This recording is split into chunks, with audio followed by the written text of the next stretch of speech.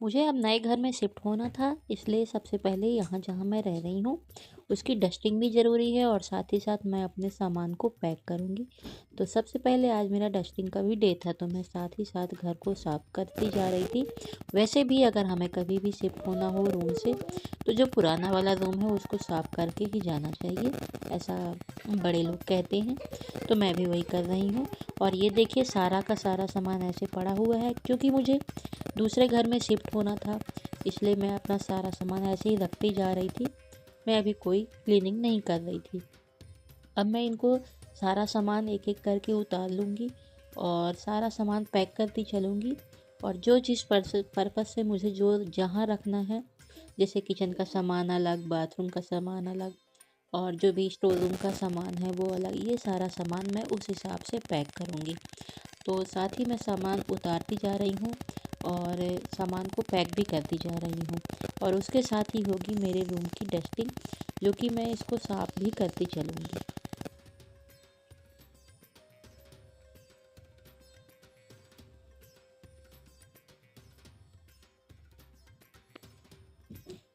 जैसा कि मैंने पहले ही कहा था कि इस घर में बहुत सारे दीमक हैं। दीमक मतलब बहुत ही ज़्यादा दीमक की प्रॉब्लम है और सीलन की बहुत ज़्यादा प्रॉब्लम है। इस वजह से मेरा बहुत सारा सामान ख़राब भी हो रहा था। तो इस वजह से मैं पहले अपने सामान को बहुत ही अच्छी तरह से क्लीन करूँगी और उसके बाद ही मैं अपने सामान को पूरा पैक करूँगी और नए घर में लेके जाऊँगी, ताकि जब मैं अपने नए घर में जाऊँ तो वहाँ बहुत ही अच्छा साफ साफ घर दिखाई दे। और मेरा बेटा भी मेरा साथ दे रहा था। उसके बाद सबसे ऊपर वाले रैक की सफाई करने के बाद मैंने नीचे भी उस वहाँ से पूरा सामान उतार लिया है और अब मैं करूँगी इनकी अच्छे से साफ़ सफाई।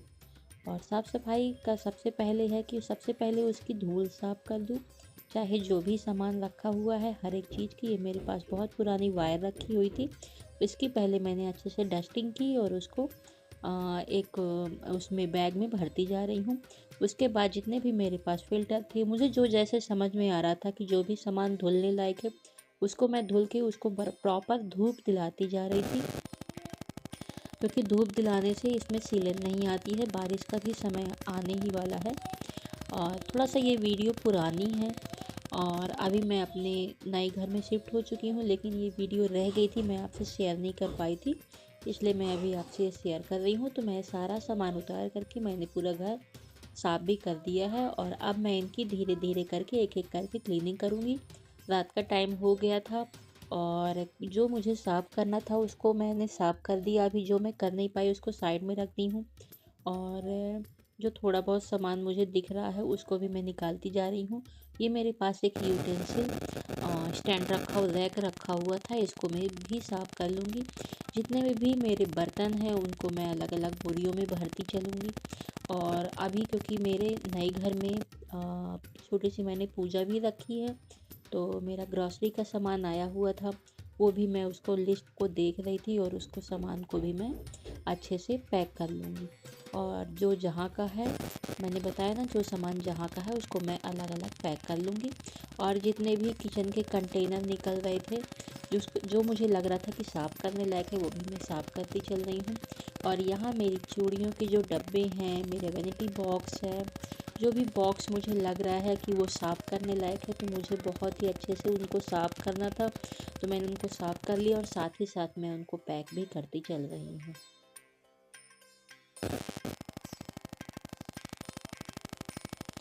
नए घर में अगर हमको कभी भी शिफ्टिंग करना हुआ तो पहले सबसे पहले अगर हम इसी घर से, इसी जो पुराना घर है उसी घर की धूल उसी घर में अगर हम साफ़ करके और फिर नए घर में जाते हैं, तो नए घर के साथ साथ नया सामान भी दिखने लगता है और लुक भी बहुत अच्छा आता है।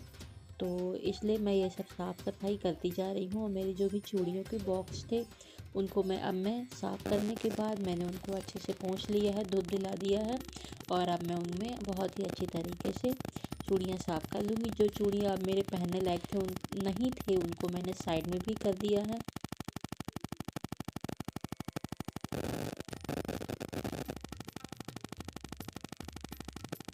साथ ही मुझे मार्केट भी जाना था, क्योंकि अभी बहुत सारा पूजा का सामान रह गया था जो पंडित जी ने लिखवाया था, तो पूजा का सामान भी मैं लेने के लिए गई थी और अभी तो ऐसा बहुत सामान है जो मैं लेके नहीं आ पाई हूँ। लिस्ट मेरे हाथ में थी लेकिन कुछ यहाँ मिल नहीं रहा था।